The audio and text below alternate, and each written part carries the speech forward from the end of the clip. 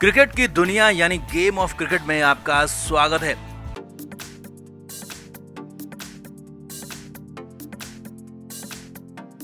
Chennai super Kings की एक और हार हो गई। एक और मैच में चेन्नई की टीम चूक गई और 2 पॉइंट से हाथ धो बैठी, मगर इस बार तो मैच जीत ही गए थे। जी हां, ऐसा ही कुछ हो रहा था मैदान में, लेकिन रविंद्र जडेजा की खराब कप्तानी ने एक बार फिर से चेन्नई को, सीएसके के फैंस को नीचा दिखा दिया। जी हां, जडेजा की जीत ने एक बार फिर से चेन्नई के हाथ से मैच छीन लिया। कप्तान जडेजा भूल गए कि उन धोनी की बात वो नहीं मान रहे हैं, जो सबसे महान कप्तान न सिर्फ आईपीएल के हैं बल्कि दुनिया के भी सबसे महान कप्तानों में उनकी गिनती होती है। और आखिरी ओवर से ठीक पहले ऐसा ही हुआ। धोनी क्रिस जॉर्डन से आखिरी ओवर में बॉलिंग कराना ही नहीं चाहते थे और ये सब ने देखा, लेकिन जड्डू ने माही की बात से इनकार कर दिया, माही को गलत साबित कर दिया और जॉर्डन को बॉल थमा दी और इस सब कुछ कैमरे में कैद भी हुआ। तो आपको दिखाते हैं, बताते हैं आखिरी ओवर से ठीक पहले मैदान में क्या हुआ, कैसे क्रिस जॉर्डन को दी गई बॉल। आप भी इस वीडियो को शेयर करें और कमेंट करके अपनी राय जरूर दें।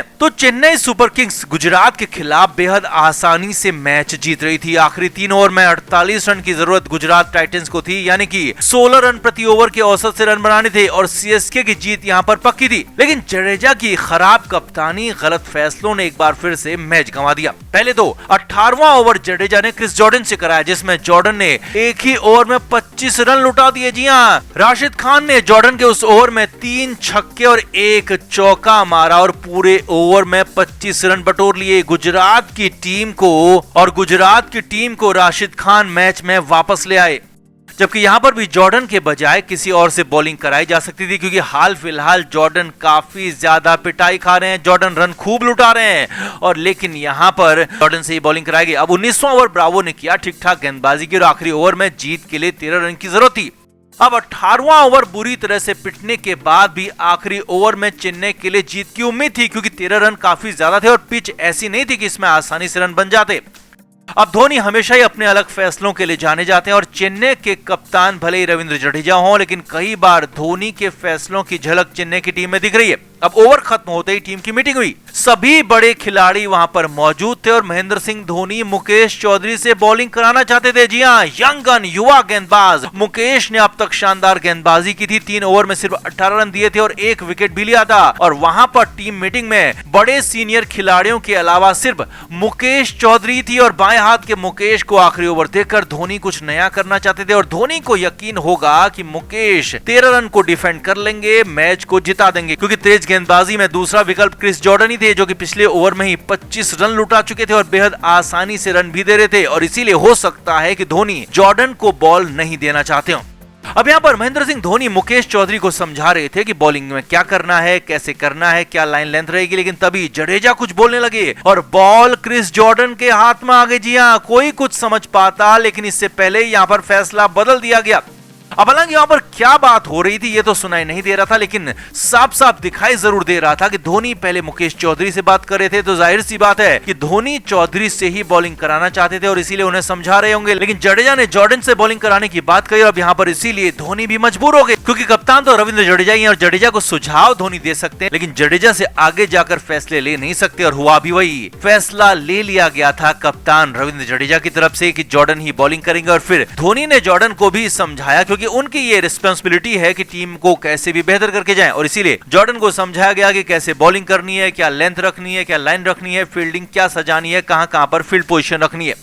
अब जॉर्डन यहां पर बुरी तरह से प्रेशर में थे, पिछले ओवर में बुरी तरह से रन लुटाए थे और इससे पहले मैचों में भी रन ही लुटा रहे थे और यहां भी वही हुआ। जॉर्डन ने बेहद आसानी से डेविड मिलर को 13 रन दे दिए और चेन्नई की टीम मैच हार गई। अब जिस तीसरी बॉल पर छक्का लगा वो बॉल इतनी खराब थी कि जॉर्डन को फिर से स्कूल में जाने की जरूरत लगने लगी। यही नहीं, पहली बॉल पर ही मिलर मिस टाइम हो गए, नहीं तो पहली बॉल पर छक्का लगता और मैच वहीं पर खत्म हो जाता। अब धोनी के समझाने का भी जॉर्डन पर कोई असर नहीं हुआ। जॉर्डन ने वही किया जो उन्हें आता है, यानी कि रन लुटाना, और चेन्नई मैच हार गई। अब सवाल हर तरफ यही खड़ा हो रहा है कि जब मुकेश का 1 ओवर बचा था, धोनी ने फैसला ले भी लिया था, तो जडेजा ने फैसला बदला क्यों, ऐसा क्यों कहा और क्यों जॉर्डन को बॉल थमा दी गई। और जडेजा के खराब फैसले ने, जडेजा की खराब कप्तानी ने एक बार फिर से मैच को हरा दिया, सीएसके के फैंस को, सीएसके की टीम को नीचा दिखा दिया। तो आपका जडेजा के इस महा घटिया फैसले पर क्या कहना है? क्या धोनी की बात नहीं सुनकर अपनी मनमानी करके जडेजा धोनी और सीएसके के साथ गलत कर रहे हैं, या फिर रविंद्र जडेजा कप्तान है तो उन्हें फैसले लेने का हक भी होना चाहिए और हार जीत लगी रहती है? आपका क्या मानना है? कमेंट करके आप भी जरूर बताएं, वीडियो को शेयर भी करें। तो गुजरात की टीम टॉस हारकर पहले बल्लेबाजी कर रही थी। शुरुआती 2 विकेट बहुत जल्दी गिर गए और इसके बाद तीसरा विकेट भी 50 रन के आसपास ही गिर गया। गुजरात की टीम प्रेशर में आ गई, लेकिन कप्तान हार्दिक पांड्या ने जिम्मेदारी के साथ खेलते हुए पारी को आगे बढ़ाया और शानदार स्ट्राइक रेट के साथ रन बनाते रहे। पहले अभिनव मनोहर के साथ और फिर डेविड मिलर के साथ पारी को आगे बढ़ाया और अच्छी साझेदारी की और 192 रन का बेहतरीन स्कोर गुजरात की टीम ने बना दिया। हालांकि पिच ऐसी थी कि ये स्कोर भी चेज किया जा सकता था। जी हाँ, ये स्कोर अच्छा तो था, लेकिन जीत के लिए कंफर्म स्कोर नहीं था। और ऊपर से राजस्थान के लिए जोस बटलर ने शुरुआती ओवर में ताबड़तोड़ बल्लेबाजी की। पावर प्ले में ही दिखा दिया कि वो कितनी आसानी से राजस्थान को मैच जिताने वाले हैं। लेकिन अभी तो ट्विस्ट बाकी था, हंगामा बाकी था, बवाल बाकी था। 65 रन के स्कोर पर जोस बटलर आउट हो गए, लेकिन वो अपना काम पूरा कर चुके थे और अभी भी संजू सैमसन क्रीज पर थे। लिहाजा राजस्थान की जीत लगभग तय दिख रही थी, क्योंकि बटलर ने शुरुआती ओवर्स में ही गुजरात को बैकफुट पर धकेल दिया था।